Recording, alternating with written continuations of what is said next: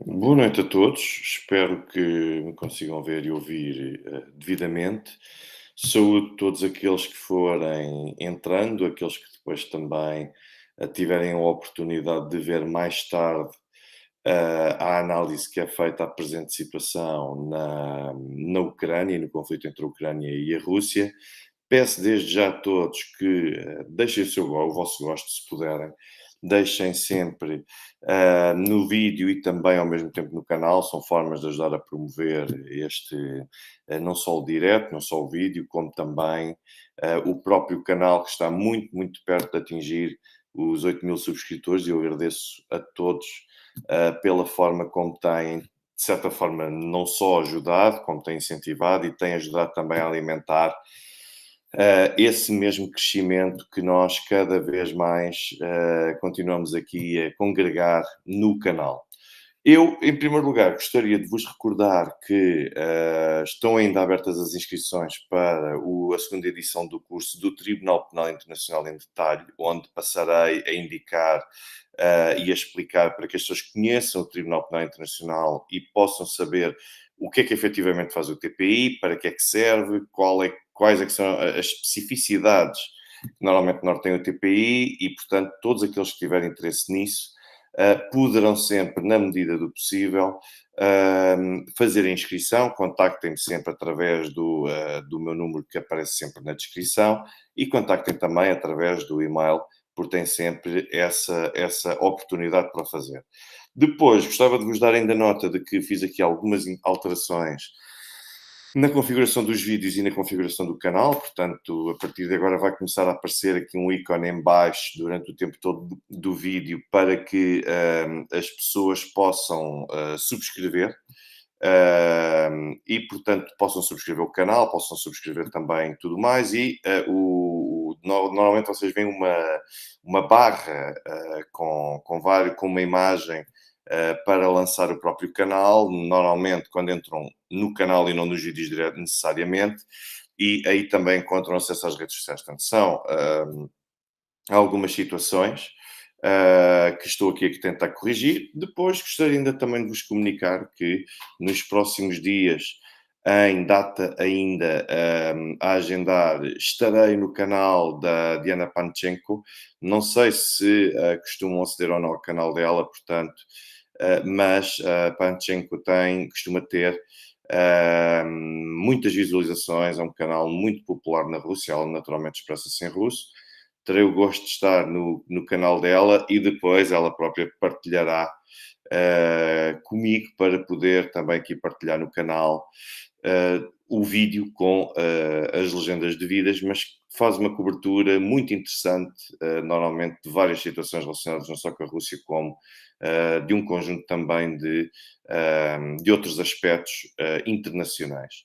Panchenko, sim, portanto eu vou partilhar convosco o canal, deixem ver se eu vos consigo dizer, uh, porque a Diana Panchenko, uh, pronto, naturalmente que a primeira coisa, eu vim aqui tentar recuperar o canal dela e claro que a primeira coisa que aparece é um resultado da comunicação social ocidental a dizer que a Diana Panchenko que está a ser acusada de justificar a intervenção militar na Rússia, portanto é suspeita.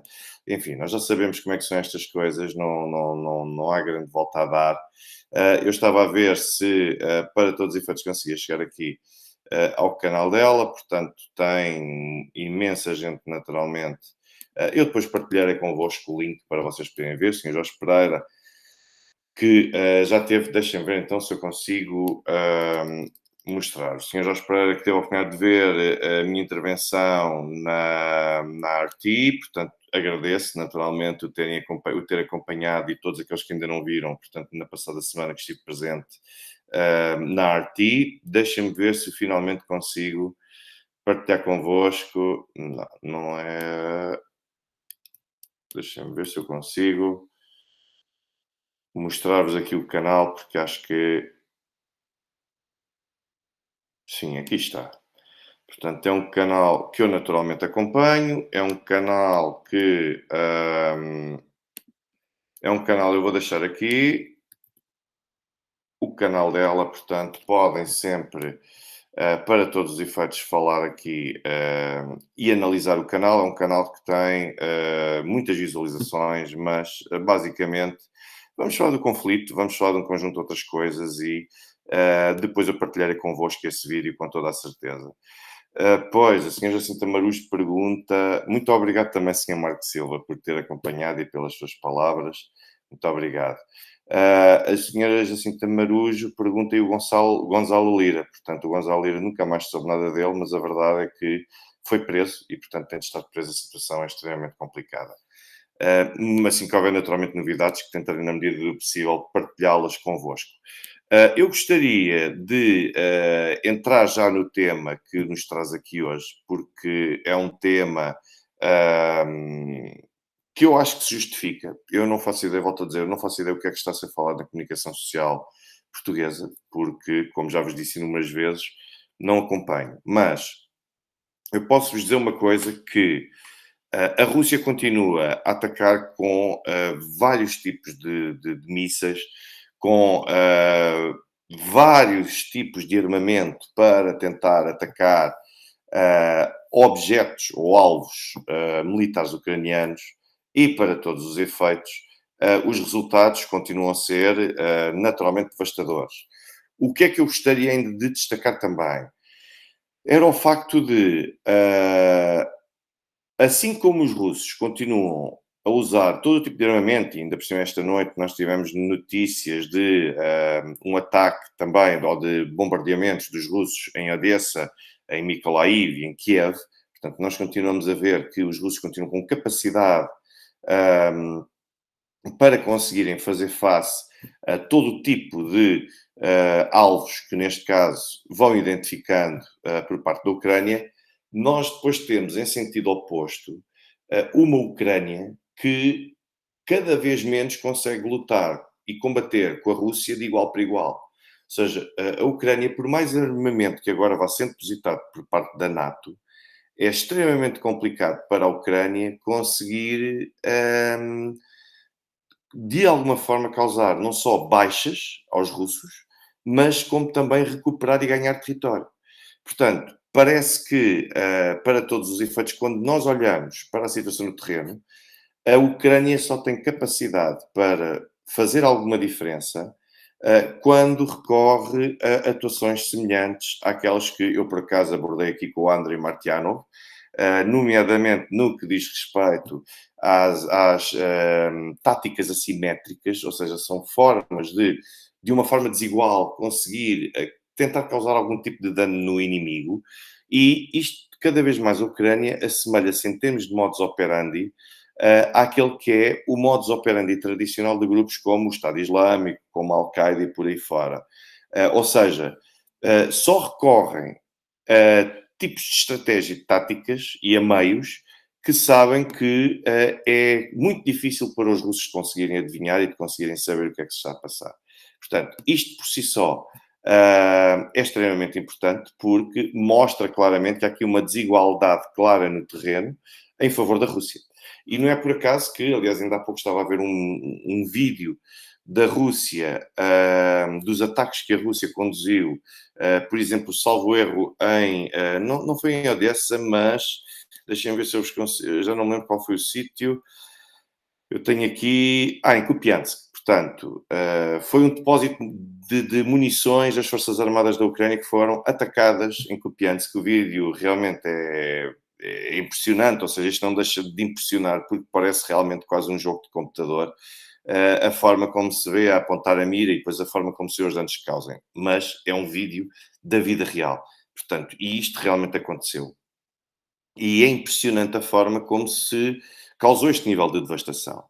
Depois, e também dentro deste contexto da destruição de armamento, há muita confusão que muita gente está a fazer ou por ignorância, ou por desconhecimento, ou porque simplesmente é uma forma de lançar a dúvida sobre aquilo que os russos estão ou não a fazer. E prende-se, isso sim, com o sistema que os russos atacaram muito recentemente na Ucrânia, que atacaram muito recentemente também, e que foi atribuído, neste caso, aos ucranianos, e que diz respeito ao sistema de defesa antiaéreo que os Estados Unidos acabaram por fornecer, o sistema antiaéreo Patriot, e que todos nós vimos nas imagens. Eu mantive aqui algumas reservas quanto a essa confirmação desses dados ou não, por um motivo muito simples. É que muitas vezes há coisas que parecem que são e depois, afinal, não são. Aquilo que a Rússia disse, a título oficial, no seu comunicado, no Ministério da Defesa, e por isso é que é preciso, esqueçam a imprensa, seja ela russa, seja ela ocidental, seja o que for. Vejam os comunicados na sua fonte.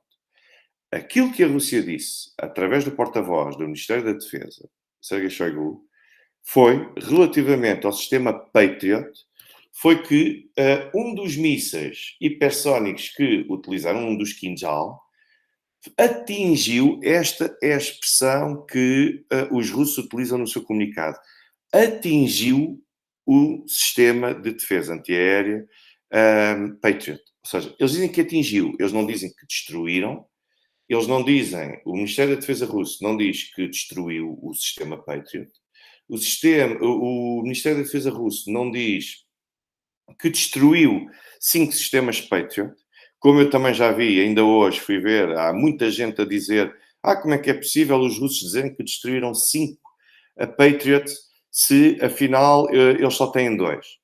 Há aqui um equívoco que é importante esclarecer. Os Patriot, que neste caso concreto estão a trabalhar na Ucrânia, por parte das forças de defesa e forças militares ucranianas, o sistema em si comporta vários... E atenção, eu faço já aqui o meu parênteses. Eu não sou um especialista em armamento militar. Eu fui informar-me deste tipo sobre como é que as coisas funcionavam para perceber, afinal, o que é que estava a ser dito. Porque o comunicado do Ministério da Defesa diz que atingiram, não reconhece se destruiu ou não. Mas depois temos a comunicação social ocidental, começou nos Estados Unidos, salvo erro com a CNN, a assumir que o sistema ficou danificado, ou seja, naturalmente que alguma coisa que foi atingido. Se foi destruído, se foi neutralizado, se o que é que seja, isso é outra questão. E aquilo que eu vi foi muita gente a fazer a confusão entre o sistema, e a Ucrânia tem 2 sistemas, eu fui procurar informar-me sobre isto. A Ucrânia tem 2 sistemas Patriot, e o sistema, por si só, comporta vários tipos de lançadores. Há uma diferença muito grande, porque daquilo também que eu pude apurar, por norma, o sistema Patriot, cada sistema Patriot, comporta e aciona entre 3 a 4 lançadores. No caso específico, neste caso específico da Ucrânia, há pelo menos um desses 2 sistemas que utiliza em simultâneo entre 6 a 8 lançadores. E isto por si só tem sido visto pelos russos como uma forma de desespero de usar, explorar e utilizar este sistema em toda a sua força perante um conjunto de ataques daquela natureza. Porque não tem como travar as armas hipersónicas russas e esta é uma forma de tentar, de alguma forma, nem que seja por sorte, conseguir impedir que o sistema seja atingido. Portanto, os russos não estão a enfocar que destruíram 5 sistemas Patriot, como muita gente está a dizer por aí. O que os russos invocam e dizem, inclusivamente consta no comunicado do Ministério da Defesa, é que, pelo facto de, num dia disseram que atingiram um sistema Patriot, no outro dia acrescentaram mais informação, no sentido de terem determinado que atingiram 5 lançadores de um sistema Patriot. Eu espero que esta diferença seja passível de ser compreendida. Aqui a Maria pergunta-me, a mesma pergunta que eu também tenho, portanto, desde já boa noite, mas pergunta-me onde é que está o segundo sistema. Eu acho que essa é a questão também que os russos estão a fazer neste momento. Ou seja, mas não é difícil de conseguir saber, e aqui o Sr. Emílio também diz que cada lançador tem capacidade para lançar entre 4 a 16 mísseis. Portanto, mas eu espero que tenha sido claro. A forma como existe uma diferença significativa entre um sistema, portanto, que, olhem, eu vou para um caso mais simples e que até me é familiar. Eu fui, como todos sabem, estive vários anos a exercer funções no Serviço de Informações Estratégicas de Defesa que é um dos dois sistemas de serviços de informações que integram um único sistema de informações da República Portuguesa. Portanto, aqui tem, mais ou menos agora, que a questão dos serviços de informações em Portugal volta a estar outra vez em destaque, em debate. Portanto, é só para fazer um pouco aqui este paralelismo para se perceber a diferença. Onde é que está o outro? Os russos, eu acredito que os russos têm meios para conseguir saber, mais tarde ou mais cedo, vão estudar a melhor forma de tentar chegar até ele. Mas se bem se recordam, assim que foi anunciado que os russos iam que os ucranianos iam receber dois sistemas Patriot, já naquela altura, na altura eu tinha dito aqui, porque era unânime na Rússia que era uma questão de tempo até que os russos conseguissem identificar onde é que eles estavam e depois conseguirem destruí-los. Ou seja, basicamente, entre 6 a 8 lançadores, 5 ficaram danificados, o que quer dizer que um sistema ficou praticamente inviabilizado. Os Estados Unidos disseram que, ou foi do lado ucraniano, mas que o sistema já teria sido reparado, portanto, que aqueles lançadores já teriam sido reparados, portanto, vamos tentar perceber, mas mais tarde ou mais cedo acho que vamos falar outra vez deste tipo de ataques conduzidos contra o sistema Patriot. Depois a senhora Helena Varela toca aqui num aspecto essencial que recorda as palavras de Vitaly Klitschko, que diz que abateram mísseis hipersónicos, até tirou fotos com um desses mísseis. É curioso. É curioso que os mísseis aparecem praticamente intactos, ou então aparecem supostos mísseis que depois, quando nós vamos comparar com aquele que é original e que existem fotografias desse, não têm rigorosamente nada a ver, nem em termos de forma, nem em termos de dimensão, nem no que quer que seja. Mas eu aqui até acredito que seja mais ignorância do próprio Klitschko em acreditar que está genuinamente perante um Kinjal do que propriamente perante a fazer algum tipo de encenação para mostrar ao exterior. Pois é curioso que nesta noite em que o sistema Patriot em Kiev foi atingido, apareceram logo no dia a seguir os ucranianos a fazer contas que eu acho que são caricatas, portanto, lá está isto. Mas isto faz parte também da própria propaganda dos conflitos armados, que é tentar negar ao máximo que o inimigo tenha conseguido infligir algum tipo de estragos. E, aliás, tanto assim é que eles ficam incomodados que houve um conjunto, houve 6 bloggers que ainda hoje houve notícia de que foram detidos porque estragaram um pouco esta propaganda, esta narrativa que é suposto vender ao público e ao consumidor ocidental. Agora, eu naturalmente reprovo estes conteúdos falsos porque são fáceis de ser demonstrados e com vídeos daqueles é impossível que a Ucrânia tenha neutralizado todos os mísseis russos, e tenha-os neutralizado todos, como invocou, como depois ainda apresenta contas de que conseguiu travar 6 mísseis Kinjal, quer dizer, a probabilidade de ser derrubado, um só, já anda muito perto da probabilidade zero. Ou seja, nunca existe a probabilidade zero, ou seja, a impossibilidade, isso não existe. Mas porquê? Porque há sempre um fator sorte que às vezes pode sempre se verificar. Mas é muito perto do fator de 0% de probabilidade. E quer dizer, o raio, pelos vistos, caiu 6 vezes no mesmo lugar na Ucrânia.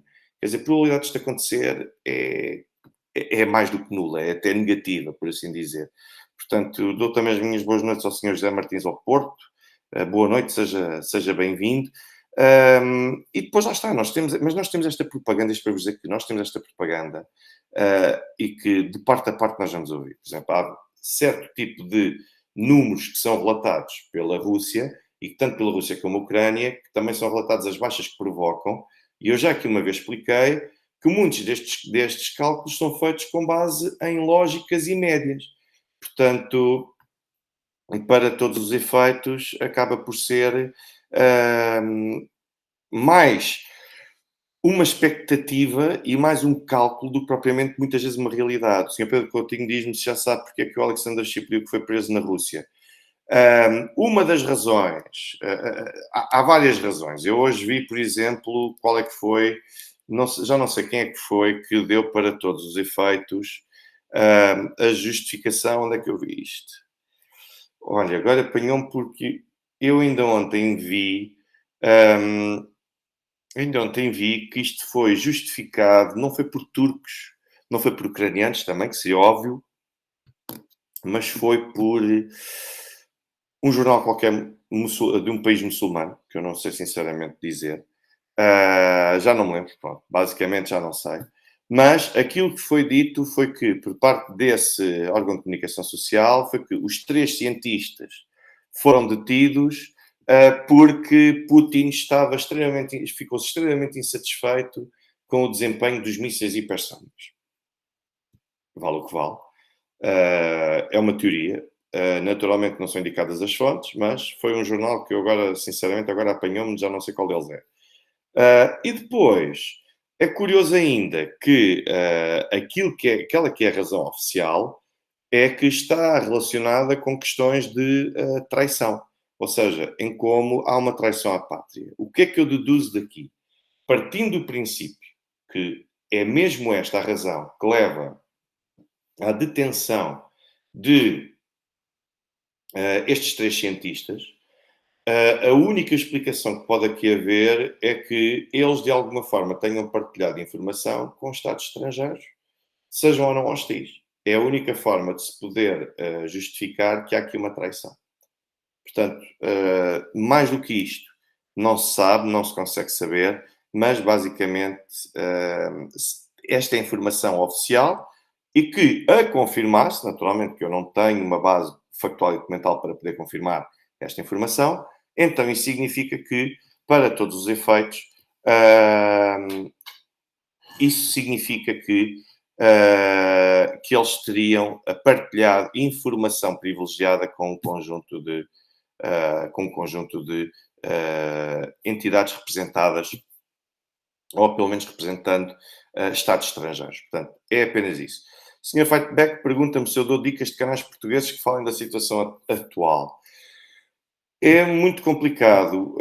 Um que eu sigo com alguma frequência, não é todos os dias, mas é com alguma frequência, porque também acho piada a abordagem que ali é feita e às vezes há uma noção e um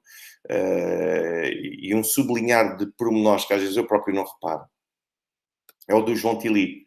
Independentemente da componente que possa ter de simpatia e de proximidade a um determinado partido político, neste caso é o Chega, independentemente disso, eu acho alguma piada à ironia com que o João Tili muitas vezes usa no seu canal, nos seus vídeos, e ao mesmo tempo os factos que são apresentados às vezes são formas de me pôr a mim também à procura daquela informação.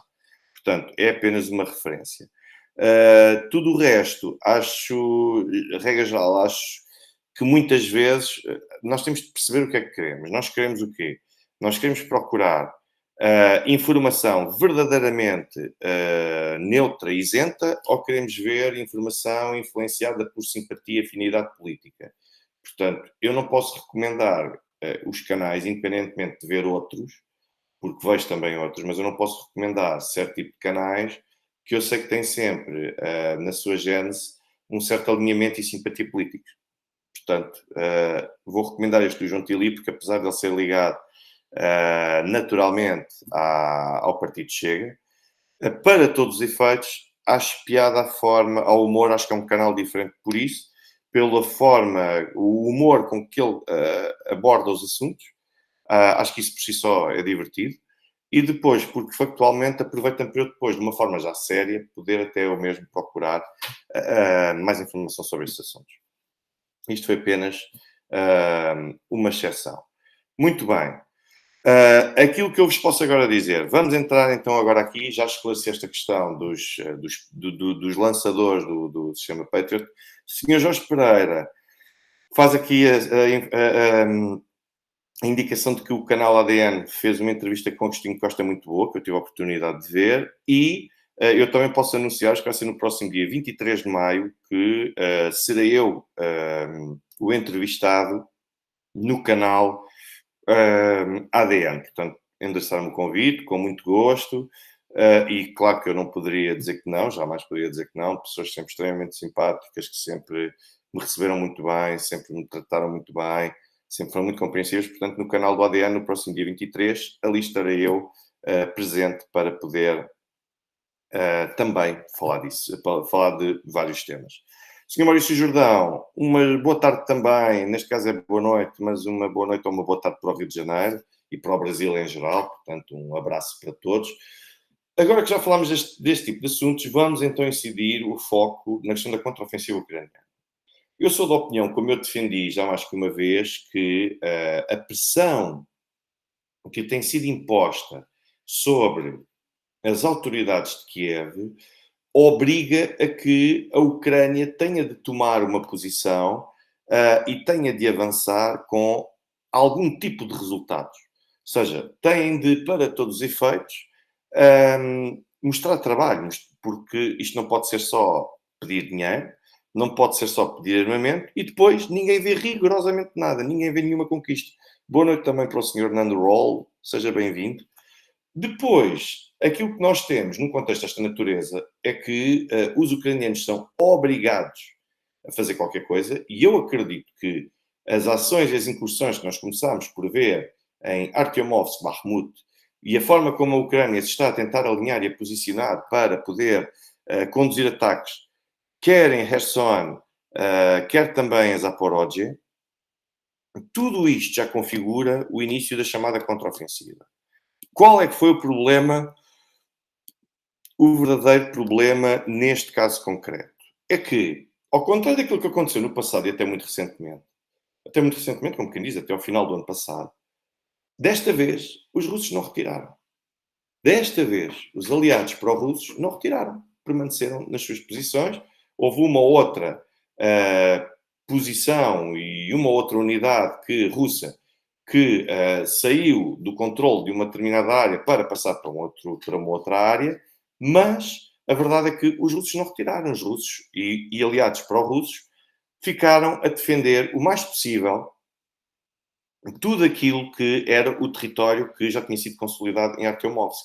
E isto faz toda a diferença. Porque, na prática, quando nós vamos ver, nós vemos avanço e recuo, avanço e recuo, avanço e recuo, onde a Ucrânia está a tentar conduzir a contraofensiva, e depois aquilo que nós também constatamos e que nós nos apercebemos é que, no final, em Artyomovsk, ou Bakhmut, aquilo que nós acabamos por constatar é que, depois o grupo Wagner continua a avançar com diligências ofensivas e continua a conquistar território. Neste momento, tanto quanto se sabe, o grupo Wagner já terá libertado a famosa área Dominó. Portanto, até ontem, anteontem mais ou menos, estavam cerca de 1 km e 200 metros quadrados que estavam ainda sob controle ucraniano. De ontem para hoje, nós sabemos que o grupo Wagner controla controla 1 km, disse 1 km e 200 metros, exatamente isso mesmo, que controla 1 km quadrado daquela zona. Fala-se que existem apenas só restam alguns quarteirões para poder fechar Bakhmut, mas só é possível depois confirmar que Bakhmut foi libertada, a cidade de Bakhmut, ou Artyomovsk, foi libertada, no momento em que vierem os sapadores, vierem os restantes elementos das Forças Armadas que vão dando apoio às operações, para poder fazer aquilo que se chama de limpeza de toda a área, para garantir que já não restam militares e que não restam ameaças para que os russos possam consolidar finalmente a sua posição e controle. Ou seja, aos poucos, por exemplo, ainda ontem a informação que vinha era que os russos já controlavam a chamada limpeza, estava a decorrer na zona constructor, ou construtor, e depois, por outro lado, ainda ontem estava ali, já estava sob controle dos russos, as zonas Cavalo e Ninho. Portanto, isto assim traduzido é mais fácil. Portanto, não de certos bairros e de certas zonas.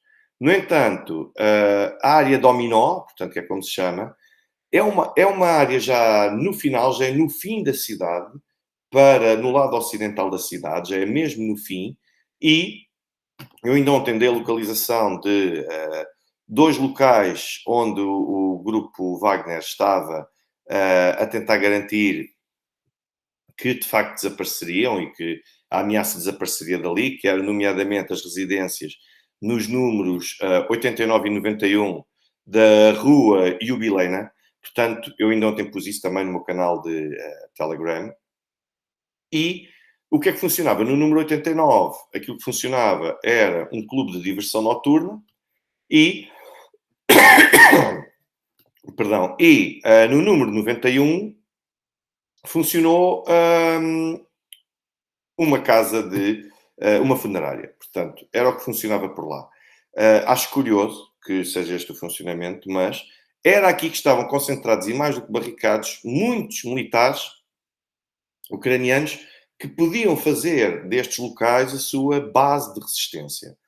Outro aspecto que é muito importante frisar nesta área remanescente e ao longo destes últimos dias, prende-se com o facto de já ter sido conhecido que quem tem avançado para a frente em Artyomovsk e em Bakhmut não são, sobretudo, os ucranianos. Têm sido, e sim, e eu recordo as nacionalidades que aqui têm anotadas, americanos, britânicos, polacos, suecos, australianos, noruegueses e também georgianos. Aliás, ainda ontem a imprensa russa dava nota de que os georgianos já não existiam sequer nesta frente porque já tinham sido dizimados, porque são lançados para a frente. Agora eu pergunto, de onde é que vem esta gente toda? Quem é que os manda? Quem é que lhes paga? E quem é que depois já conseguiu justificar estas mortes? Acho que era uma pergunta que nós deveríamos fazer cada vez mais aos nossos governos ocidentais para podermos saber efetivamente qual é que é a ideia que têm relativamente a uma situação destas. Mas a verdade é que, mesmo depois, e entrando também num outro aspecto importante, as reservas, as poucas reservas que já estavam a ser canalizadas para Bakhmut Artyomovsk, também já estão aos poucos a ser retiradas, aquelas que ainda sobram, e é praticamente impossível, com base na configuração da situação de segurança neste momento em Artyomovsk, que os ucranianos consigam recuperar terreno. Eu disse-vos isto no início. Esqueçam todos aqueles canais de Telegram que vão aparecendo em que toda a gente tem acessos privilegiados e que lhes diz que os russos estão a perder daqui e dali ou que os russos estão a ganhar daqui e dali. Há muita gente desejosa de mostrar que tem informação privilegiada e que arranja todo o tipo de informação para ser sensacionalista e conseguir com isso agarrar a atenção de um público possível, interessado em ouvir e suscetível a ouvir uma determinada informação. Portanto, há muitas mentiras e há muitas falsidades. Outro aspecto importante a reter é que isto não invalida que existam avanços e recuos, mas há uma diferença entre avançar e recuar e controlar um determinado território, uma determinada área. São coisas completamente diferentes. E estas coisas demoram tempo. Portanto, até podem, num certo momento, os ucranianos ganhar algum terreno, mas depois interessa saber como é que os russos vão reagir e se faz sentido do ponto de vista operacional manter-se até uma determinada posição sem continuar a avançar por ali fora ou se interessa retirar. E eu digo-vos isto porquê? Porque também tem sido conhecida a informação no sentido de demonstrar que os ucranianos não conseguem progredir num conjunto de áreas porque os próprios ucranianos que tentam atacar pelos flancos, e já ouviram certamente isto em vários canais, e há sempre uma componente de verdade, mas os ucranianos tentaram atacar sempre, conduzir ataques pelos flancos das posições dos militares russos, mas o problema é que manter aqueles cerca de 100, 200 ou 300 metros que eles conseguem fazer pressão nessa espécie de avanço é muito mais penoso e muito mais difícil para os próprios ucranianos do que depois propriamente para os russos. Porque conseguir avançar não é todo difícil, mas, no entanto, a verdade é que depois, quando nós vemos as imagens também no terreno, ainda hoje, por exemplo, eu recebi, e naturalmente não consegui confirmar isto, mas os ucranianos andam desde a semana passada a tentar chegar a uma aldeia. E a diferença é que, face ao ano passado, como vocês bem se recordam, os ucranianos às vezes terminavam o dia e conseguiam controlar ou assumir a conquista, entre aspas, de um conjunto de aldeias porque os russos retiravam. E agora não. E agora a Klishivka, só hoje é que eu comecei a ouvir falar que os ucranianos finalmente estavam a conquistar Klishivka. Mesmo assim, procurei, só vi isto no meio, lá está, canais de Telegram. É muito importante nós também termos conhecimento do que está a ser dito para depois conseguirmos confirmar ou não se a informação é verosímil ou não. E aquilo que eu vejo de Kleshivka, portanto, eu ainda não tive qualquer confirmação de que Kleshivka, que é uma aldeia que foi perdida para os ucranianos, mas para todos os efeitos, andam desde a semana passada a tentar lá chegar. Portanto, e o que é importante perceber é que os militares ucranianos, eles tentam flanquear, eles tentam isolar, eles tentam cercar, mas o problema é que os russos depois assumem um conjunto de posições que não dão a mínima hipótese aos ucranianos para tentarem continuar a progredir e ganharem vantagem. Perdão. Portanto, é muito importante nós vermos este tipo de informações. Há muita contra-informação. Há também muita gente que se diz, por um lado, pró-russa, mas para angariar simpatizantes e visitantes e depois lança desinformação no sentido de tentar desmoralizar. E há também o oposto. Há muita gente também pró-ucraniana e que depois, afinal, assim que houve uma outra notícia, esmorece e acredita logo que as coisas já estão a ir por outro lado. Mas, ainda assim, eu posso-vos dizer que a Ucrânia está a tentar também ensaiar ofensivas, desde logo em Druzhkovka, Konstantinovka e também em Chazovyar, que já fica nos subúrbios do centro da cidade de Bakhmut-Artyomovsk. Ou seja, os ucranianos já estão a tentar, basicamente, acima de tudo, tentar travar a progressão do que propriamente a conduzir uma contraofensiva, porque realisticamente não têm mais para isso. Por mais armas que tenham sido dadas, por mais armamento que tenha sido dado, e o que quer que seja que tenha sido feito relativamente a toda esta situação que eu vos tenho estado a descrever, a verdade é que os ucranianos continuam sem conseguir conquistar qualquer tipo de área territorial estável e consolidada. Sr. Fernando Jorge Pinto, boa noite para si também. O Sr. José Francisco Fernandes pergunta-me, ou diz, o comando exterior estar na Universidade de Maryland, da mesma quando fizeram guerra no Iraque, é mais outra curiosidade, e para nós conseguirmos perceber claramente quem é que afinal está no comando ou não do lado ucraniano. Portanto, acho que é sempre muito interessante. O Sr. Pedro Coutinho pergunta-me, qual a linha vermelha para Vladimir Putin? A Crimeia? Bom, a verdade é que a Crimeia tem sido é atacada praticamente quase diariamente. O problema para o lado ucraniano, claro, é que o sistema de defesa antiaéreo tem conseguido interceptar um conjunto, a esmagadora maioria dos mísseis que são disparados pelo lado ucraniano. Agora, é muito importante então, em suma, frisar o seguinte. Cerca de uma semana desde que pelo menos se identificou a condução de ações ofensivas por parte da Ucrânia, o que permite, pelo menos, admitir que isto terá sido um ensaio, um esboço da mão de obra, agora estava a ver a mão de obra, da contraofensiva ucraniana, não é possível identificar quaisquer tipo de ganhos territoriais. Eu volto a insistir. Ganhos territoriais significa que deve não só avançar, como deve consolidar aquela posição e deve assumir o controle a título permanente daquela posição. Não é avançar e recuar. Isto não é ganhos territoriais. Portanto, e depois temos um outro aspecto que eu tenho de frisar. Nós estamos num conflito armado. E nós estamos num conflito armado a falar de um país que nem sequer é propriamente aquele país, como bem dizia o Andrei Martyanov, composto por que os combatentes são montanheiros de sandálias e conduzem bicicletas. Nós estamos a falar do maior, em termos de dimensão, do maior exército europeu ou do maior número de efetivos de forças armadas, que era da Ucrânia, e a ser alimentado em permanência por cerca de 30 países da NATO. Portanto, vamos lá ver. E por um conjunto de outros que não pertencem à NATO e continuam a fornecer. Vamos lá ver. Nós estamos a falar de uma realidade que isto é um conflito armado e depois nós temos outra coisa, é que isto é a chamada...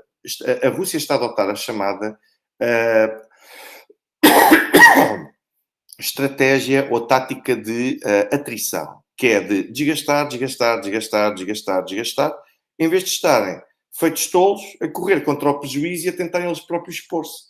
Portanto, ou seja, o que significa que, com base nestas características todas, vão acontecer mortes? Vão acontecer mortes. Do lado russo? Sim, do lado russo. Várias, bastantes. Quantas são? Não consigo terminar. Mas acredito que, com base naquilo que vejo no terreno e com base ao cada vez maior recurso dos ucranianos a táticas assimétricas, eu consigo antever que, e com base no fracasso que está a ser esta contraofensiva, pelo menos conduzida em Bakhmut, Artyomovsk, eu posso vos dizer que os ucranianos têm cada vez menos meios humanos, meios logísticos, para conseguir resistir a uma Rússia que, apesar de ter as suas baixas e que vai continuar a ter, bem como os aliados da Rússia, nomeadamente o grupo Wagner e também as milícias as milícias, neste caso os militares de Donetsk e de Lugansk, vão sempre continuar a sofrer. Isto é um conflito armado. Portanto, não sei qual é a surpresa de ver, não, mas estão a morrer várias pessoas e vários combatentes. É natural. Se alguém acredita que existe um conflito armado em que quem ataca não sofre baixas, digam-me um conflito armado que se recordem ou uma guerra em que isso verdadeiramente tenha acontecido. Porque eu não conheço nenhum.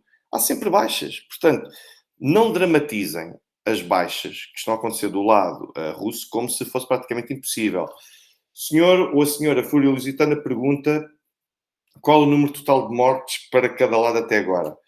Eu vou manter a minha posição que eu tenho assumido desde o início desta operação militar especial, que é eu não me comprometo com números. Porque não sei e porque acredito também, em última análise, que nem sequer os próprios russos e os ucranianos tenham uma noção exata do número de baixas que já tiveram até o momento. Aquilo que posso dizer é que recordo o discurso de Ursula von der Leyen aqui há uns meses, em que, na altura, admitiu que já havia mais de 100 mil mortos ucranianos. Portanto, disse isto, depois teve de retirar a parte do vídeo do seu discurso onde assumiu isto, toda a gente disse que ela se cedeu, cometeu uma argolada, ou seja, falou demais. É o único dado mais ou menos concreto que nós temos. Tirando isto, agora, de resto o que temos é proporções, e de facto aqui a senhora, tanto o senhor Luís Pacheco dá números mais ou menos concretos, e a senhora Jacinta Maruz fala numa proporção. Eu acho que essa proporção de morte de um russo por cada 8 ucranianos, eu acho que neste momento Artyomovsk, Bakhmut, é aquilo que tem sido veiculado, mas acho que noutros contextos já foi diferente, dependendo da zona. Umas para menos, para uma proporção mais próxima, e outras para mais. Portanto, nós estamos aqui um pouco a fazer um exercício de especulação, e é nessa especulação que eu não quero entrar, porque não existem dados concretos sobre isso. Os únicos dados concretos que existem são os relatórios periódicos que são lançados pela ONU e com base nos estudos que faz para conseguir atestar e demonstrar, contabiliza e consegue confirmar que aqueles que morreram, os civis que morreram, foram efetivamente civis que morreram resultantes do conflito armado entre a Rússia e a Ucrânia.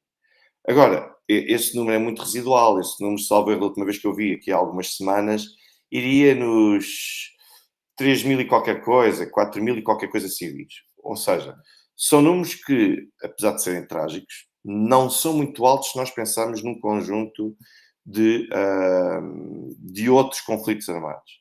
Senhor Credolino Dalma, muito obrigado pelo contributo que faz para o canal. Aproveito e também saúdo todos aqueles que vão doando, quer através do YouTube, quer também através do MBWay, do Revolut, do PayPal. Eu agradeço imenso isso mesmo. E o Sr. Credolino Dalma diz: e os grandes depósitos de armas ucranianas construídos nas escavações das minas de gesso e sal? Já há domínio russo? Ainda não há domínio russo total. Ainda ontem, aliás, ainda hoje, eu estava a ler uma peça em que os russos já revelam parte desses depósitos de armas a que eles conseguiram, de facto, aceder, não só em Soledar, portanto, porque quando falamos sobretudo de sal, estamos a falar de Soledar, onde isso naturalmente se verificava, mas também em Bakhmut, Artyomovsk, existem também esses armazéns Perdão, existem esses armazéns também, naturalmente com contornos distintos. Soledar era um território, e é um território que era uma cidade dentro de uma cidade, mas neste momento os russos já terão domínio sobre uma parcela daquilo que eles acreditam ser a estimativa. Ainda hoje tive informação sobre isso, de que eles estavam de facto a expor e a denunciar essa situação. Portanto, eu não sei se respondi à sua pergunta ou não. As outras, entretanto, vão sendo atacadas. Por exemplo, aquele ataque em Odessa que nós ouvimos falar esta noite, esse mesmo ataque, por exemplo, foi conduzido contra outros depósitos de armas. Ou seja, sempre que existe alguma coisa que seja sinalizada e que seja identificada com as coordenadas exatas, os russos tentam ou apreender ou até mesmo a destruir. Nem sempre é fácil, portanto, muitas vezes ainda está, na esmagadora maioria das vezes que nós temos visto nos últimos tempos, ainda está o percurso a ser feito para chegar até um local onde depois possa ser fornecido à linha da frente e os russos já estão a atacar para destruir. Portanto, a situação da Ucrânia é cada vez mais difícil. Eu não sei o que é que vendem nas televisões do lado de cá, mas a situação é cada vez mais difícil. É muito difícil também de fazerem uso de qualquer tipo de sistema de defesa antiaéreo que possa neutralizar os Kinjal. Portanto, eu acredito que aquela notícia que eu vos falei há pouco, de que afinal Putin estava desiludido com o sistema Kinjal, eu não acredito, essa notícia não faz sentido, porque o Kinjal já provou que é verdadeiramente eficaz. Portanto, acho que estamos a falar, se é eficaz, naturalmente Putin não estaria desiludido. É muito complicado nós podermos falar desse caso. Mas os russos vão tentando, na medida do possível, acedendo ao armamento e aos depósitos de armas e de munições que ali estão.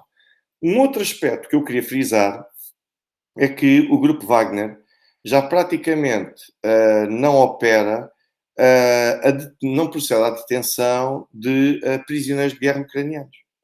Para já, porque a esmagadora maioria deles é muito mais difícil de poderem ser constituídos prisioneiros de guerra porque são dizimados e resistem até à última e, portanto, a forma mais fácil é eliminar.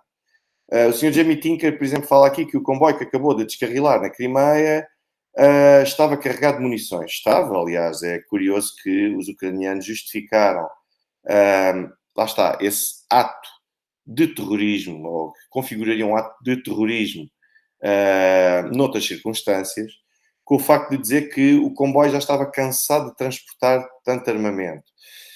Esta ironia, eu acredito que é também a arma possível que os ucranianos vão conseguindo ter para conseguindo de alguma forma sentirem que tentam atingir ou que tentam superiorizar-se aos russos.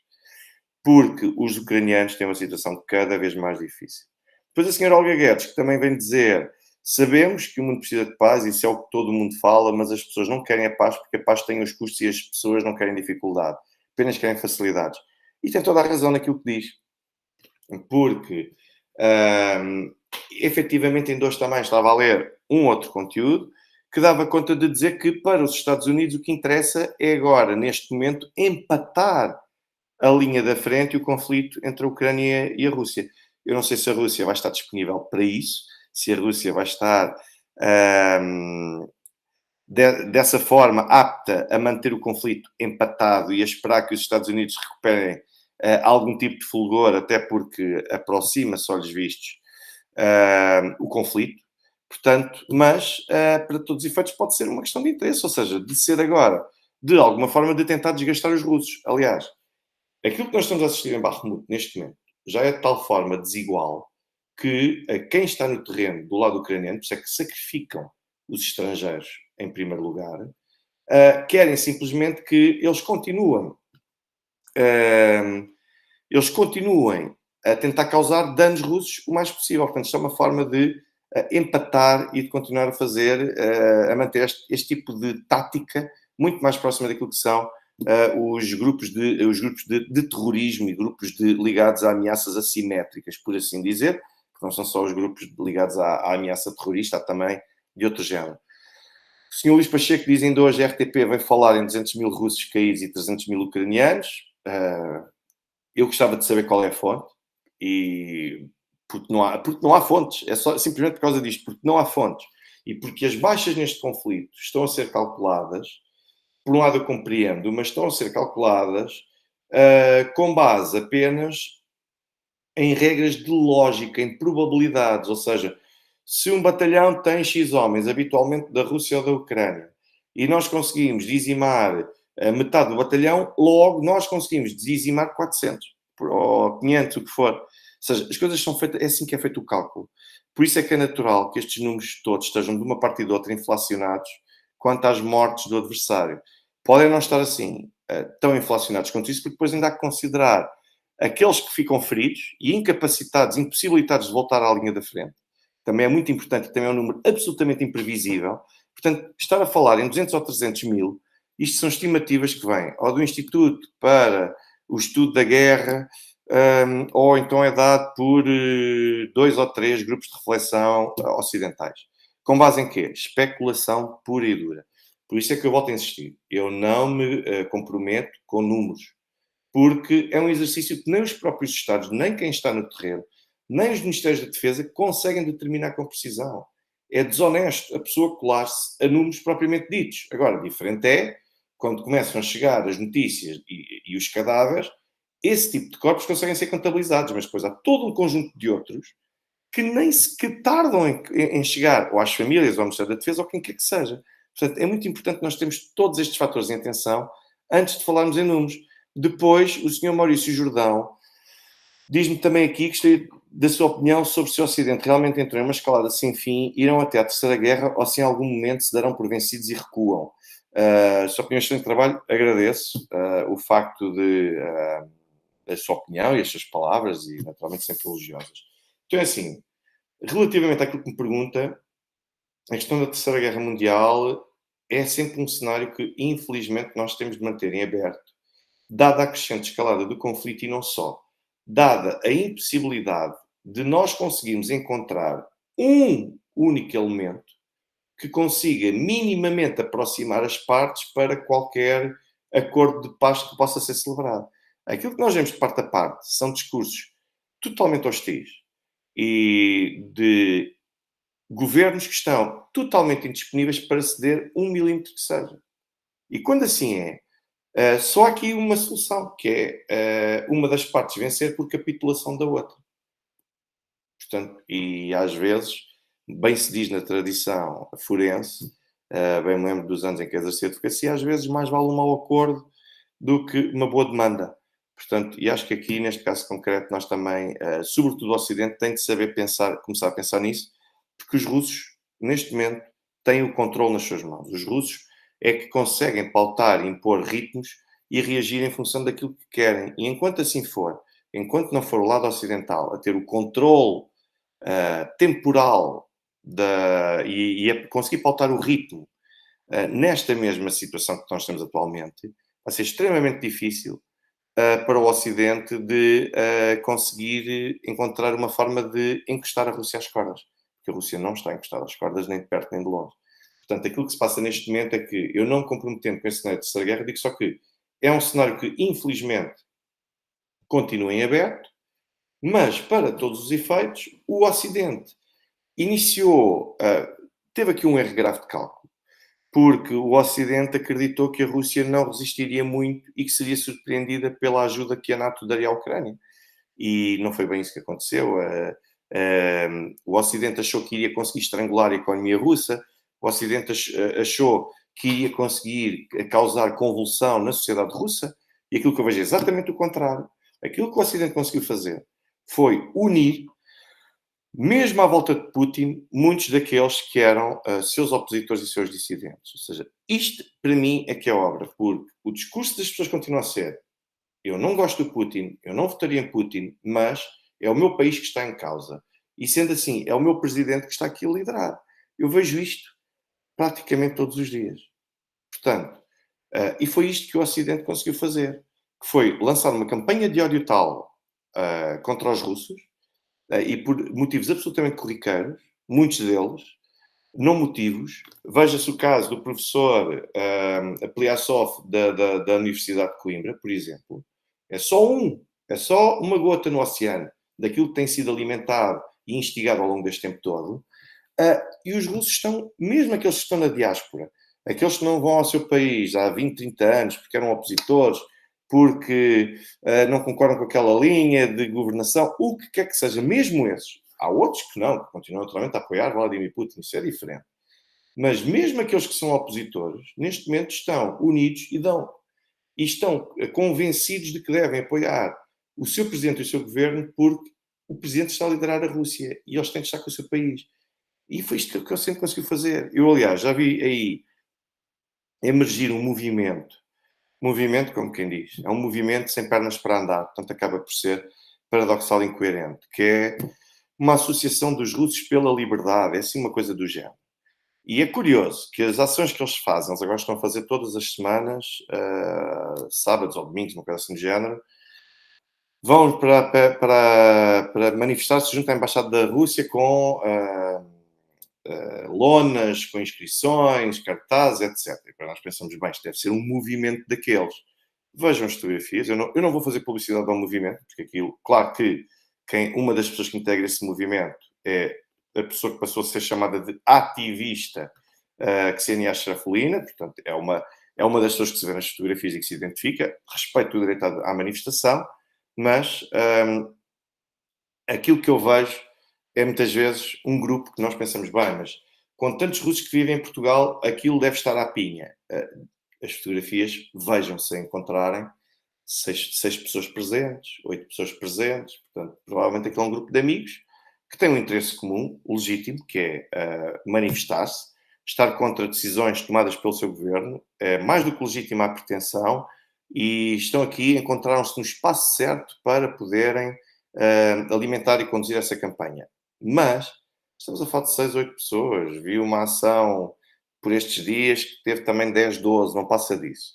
E depois o que é curioso é perceber que, ainda no outro dia, recebi aqui uma publicidade, aliás, não recebi, mostraram-me, recebi aqui imagens de uma publicidade que uma pessoa, sabem aquele conteúdo patrocinado, quando estamos no Facebook, às vezes recebemos. E a pessoa recebe conteúdo patrocinado desta Associação dos Russos pela Liberdade. E eu pergunto, considerando que esse conteúdo patrocinado é pago e é muito bem pago dependendo da amostra de público-alvo à qual se pretende chegar, eu pergunto, então, quem é que paga aquilo? Quem é que financia essa publicidade e esse conteúdo patrocinado no Facebook? E quem diz o Facebook provavelmente dirá outras plataformas. Nós vamos ver, e é literalmente pessoas que eu não vi aqui nenhuma ação que excedesse os 12 elementos. Portanto, como veem, é quase um grupo de amigos, é quase uma família, dá quase uma família numerosa. Se bem, embora, por outro lado, volto a dizer, eu respeito absolutamente o direito à manifestação e ao protesto que estes cidadãos têm, uns apenas russos, outros russos e portugueses, que têm para fazer. Estão contra uma determinada linha governativa, muito bem, façam-no, tudo bem. Agora, a verdade é que isto mostra uma coisa, que essa causa talvez não seja tão apoiada quando se calhar muitos querem fazer sugerir no Ocidente. E isto vai ao encontro daquilo que eu vos digo, que é mesmo os russos na diáspora continuam a insistir, muitos deles, que eram opositores a Putin e ao Единая Россия, ou à Rússia Unida, que é o partido que dá apoio também a Vladimir Putin, mesmo esses estão unidos em torno de um objetivo concreto, que é a defesa da honra e a defesa do seu país. E foi isto que o Ocidente conseguiu fazer. E o Ocidente agora não está a saber encontrar uma forma de conseguir sair disto. Não sei como é que o Ocidente vai conseguir fazer, não sei o que é que o Ocidente vai conseguir fazer, mas o Ocidente está neste momento num ponto sem saída, num caminho sem saída, que é, vai ter de ir até ao fim, porque a alternativa é render-se. Pode, naturalmente, não capitular, mas a rendição vai ser o mais humilhante que pode acontecer para todos aqueles que se encontram no Ocidente e que tomaram esta decisão de ir até ao fim porque achavam que a Rússia ia ceder. E, afinal, surpresa para quem for tolo e quem não acompanhar esta situação e achar que é por pôr bandeirinhas e por pôr hashtags e coisas do género que a realidade muda. Há pessoas que pensam, acreditam genuinamente nisso. Afinal, as coisas não mudaram.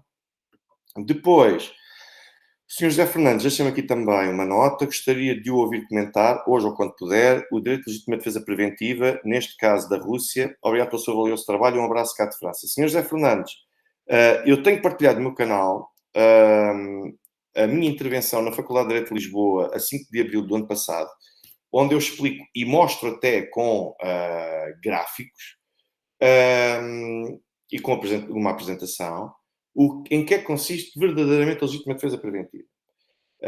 Eu não vou fazer agora esse desvio, até porque já nos estamos a alongar aqui um pouco, mas se o senhor não conseguir encontrar, eu não tenho qualquer problema em explicar aqui, porque acho que é muito importante recordar os motivos que estão subjacentes à operação militar especial da Rússia na Ucrânia. E esse é o argumento, é a legítima defesa preventiva. Quer da própria Rússia, quer depois também a título de terceiros. Depois, o Sr. Robotrix diz aqui que gostava de ver neste canal o General Agostinho Costa e o General Pinto Ramalho. Na CNN dão-lhes pouco tempo e sempre a serem interrompidos no raciocínio. Bom, tanto quanto sei, o Sr. General Agostinho Costa tem uma agenda muito preenchida, não está disponível para vir aqui, ou se calhar para ir a outro tipo de canais, não sei. E eu também não vou insistir, se faz o convite, através de interposta pessoa. Se a pessoa diz que tem uma agenda muito apertada, bom, quem sou eu para querer empatar a vida a alguém? Depois, o General Pinto Ramalho, também gostava de o ver aqui. É uma hipótese a estudar, naturalmente, e que tentarei explorar essa hipótese por aqui. Estou a ver agora outro tipo de comentários que aqui tenham deixado. O Sr. Carlos Simões, pois a senhora ativista russa é uma profissional da propaganda. O problema, Sr. Carlos Simões, e lá está, eu volto a insistir que o protesto, a manifestação, a associação, tudo isso é mais do que legítimo e eu respeito, embora não acompanhe a causa e não acompanhe a pretensão, mas respeito. Mas, por outro lado, a verdade é que eu não acho que a senhora seja profissional de propaganda. A senhora veio para aqui, na altura como bailarina ou dançarina, o que é que seja, liderou um protesto, logo passa a ser ativista. Que é um ativista, quer dizer, vamos lá ver. Qualquer pessoa em bom rigor é um ativista. Qualquer pessoa que algum dia tenha participado numa manifestação é um ativista. Pronto, a senhora não vive do ativismo. Acho eu. Disse agora aqui uma coisa porque como é que estas pessoas conseguem encontrar tanto tempo para se dirigirem e para investirem neste tipo de campanhas e ao mesmo tempo conseguirem depois financiar os conteúdos patrocinados. Eu gostava de ter realmente esse tipo de explicação, porque isto é pago ao Facebook e por aí fora. Portanto, mas é só para vocês verem. Senhor ou senhora Psaconavtis, boa noite também, boa noite a todos.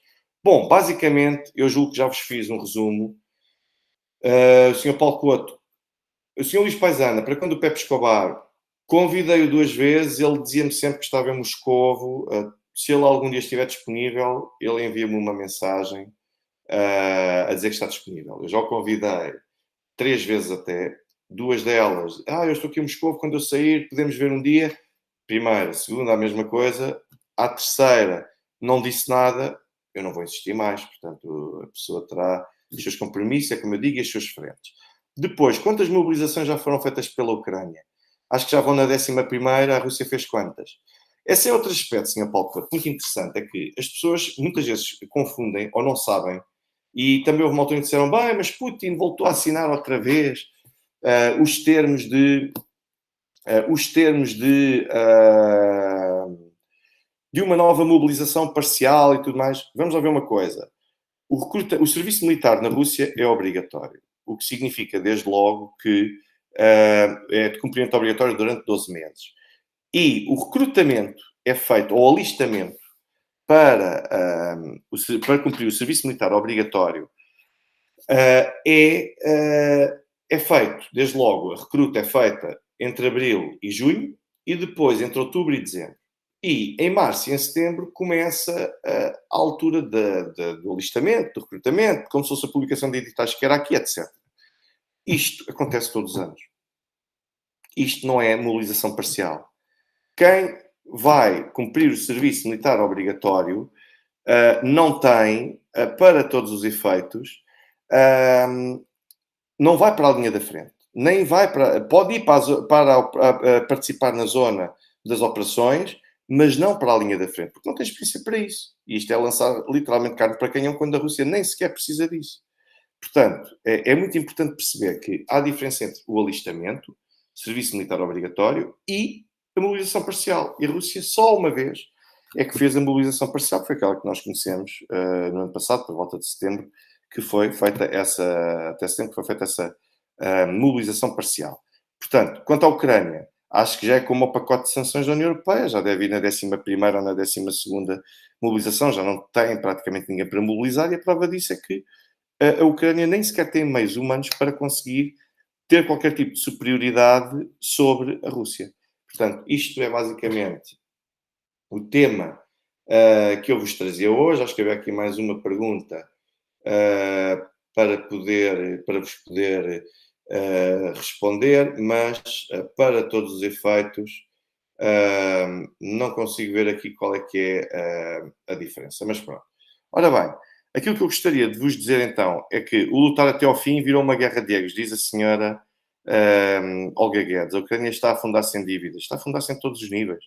E eu agora ainda vi aqui outras duas coisas. É que a Ucrânia agora já nem sequer sabe que futuro é que vai ser, é que vai ter, no futuro, que futuro é que vai ter, independentemente do conflito acabar ou não, porque entre todos aqueles que fugiram, todos aqueles que são refugiados, todos aqueles que morreram, tudo isto, o que é que vai sobrar à Ucrânia? Muito honestamente, não faço ideia o que é que vai sobrar à Ucrânia. E depois temos uma outra situação, que eu hoje já vi, que é agora os países ocidentais estão preocupados, porque, ou estão a começar a ficar preocupados, porque a Rússia está a começar a congelar os ativos que são dos Estados ocidentais. Mas alguém acreditava que alguma vez seria possível aos russos deixarem apenas que congelassem os ativos deles e que eles próprios não congelassem nada dos outros? Portanto, tem de haver naturalmente as retaliações e as respostas. Portanto, aquilo que eu vos digo é claramente isso, é que nós tivemos uma altura em que o Ocidente foi congelando, foi-se apropriando, foi esbulhando e começou a fornecer para a Ucrânia ou para que finalidade fossem. E agora chegou a vez dos russos fazerem a mesma coisa. Depois, a senhora Fightback pergunta como é que está o serviço militar em Portugal. Desde 2004 que foi abolida a obrigatoriedade, foi abolido o serviço militar obrigatório.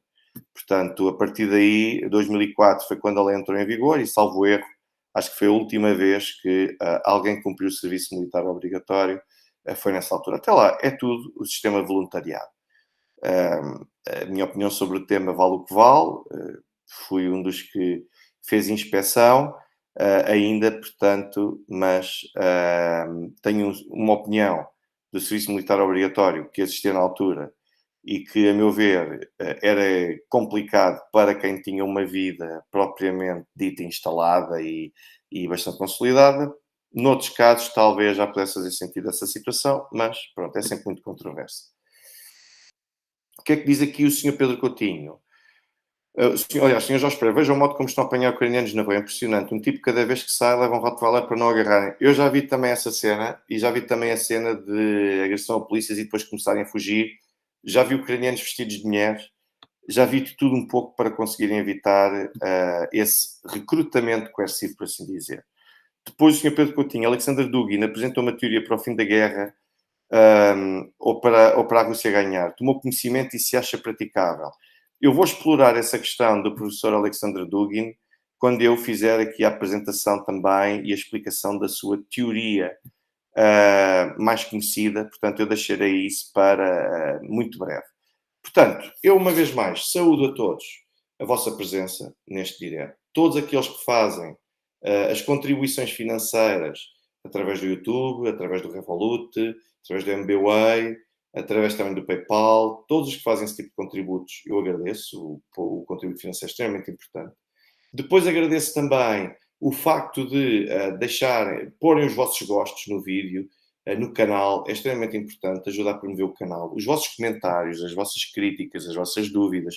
Já sabem que tem o meu canal de Telegram para todos os efeitos. Eu vou partilhar aqui convosco, quem quiser, para poder acompanhar. Portanto, para poderem acompanhar as últimas e as mais recentes novidades. E quem quiser, para todos os efeitos, lançar algum tipo de dúvidas ou até mesmo lançar algum tipo de questões, sugestões, o que quiserem, aí está também o meu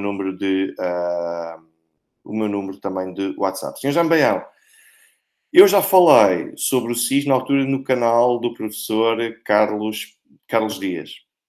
E é curioso que tudo aquilo que eu lhe disse, à medida que que as notícias vão saindo e que as coisas vão acontecendo, eu vou-me sempre lembrando que eu já tinha dito isto no canal do professor Carlos Dias. Está lá tudo, tudo, tudo, tudo, tudo, tudo.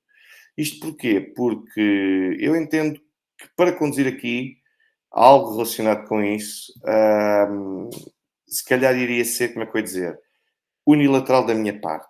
Eu acho que as pessoas, os portugueses, têm naturalmente interesse nisso e acho que é mais do que pertinente. Mas é curioso como o Parlamento não tem interesse em saber a verdade, porque não vi convocarem até hoje um único oficial dos Serviços de Informações para tentarem perceber se alguma coisa dali, deste episódio, é prática habitual ou não. E também o Conselho de Fiscalização não tem o mínimo interesse, foge disso. Portanto, entendi que por isso devo manter aqui as coisas a marinar. Senhor Pedro Oliveira, muito obrigado pelo seu contributo, agradeço-lhe também pelo seu contributo e pelo reconhecimento que faz do canal. Muito bem, perguntava-me também, Sr. Feitbeck, quando é o curso do Direito Internacional Penal? Vai decorrer nos dias 29, 30 e 31 de maio, 2 horas em cada um desses dias. O custo é de 50 € e é um total de 6 horas de curso para que as pessoas possam saber efetivamente o que é o Tribunal Penal Internacional e efetivamente o que é que nós podemos esperar desde esta emissão destes mandados de detenção contra Vladimir Putin e contra também a senhora Maria Lvova-Belova, e um conjunto de outras situações. Portanto, o que eu vos digo é que, se tiverem interesse, subscrevam, assinem e sejam bem-vindos, porque nessa ação de formação acho que é uma ação muito pertinente e extremamente interessante. Uma vez mais, agradeço a vossa presença. Não deixem de colocar os vossos gostos, tanto no vídeo como no canal, e até uma próxima oportunidade com mais um outro tema também da nossa atualidade. Uma boa noite a todos.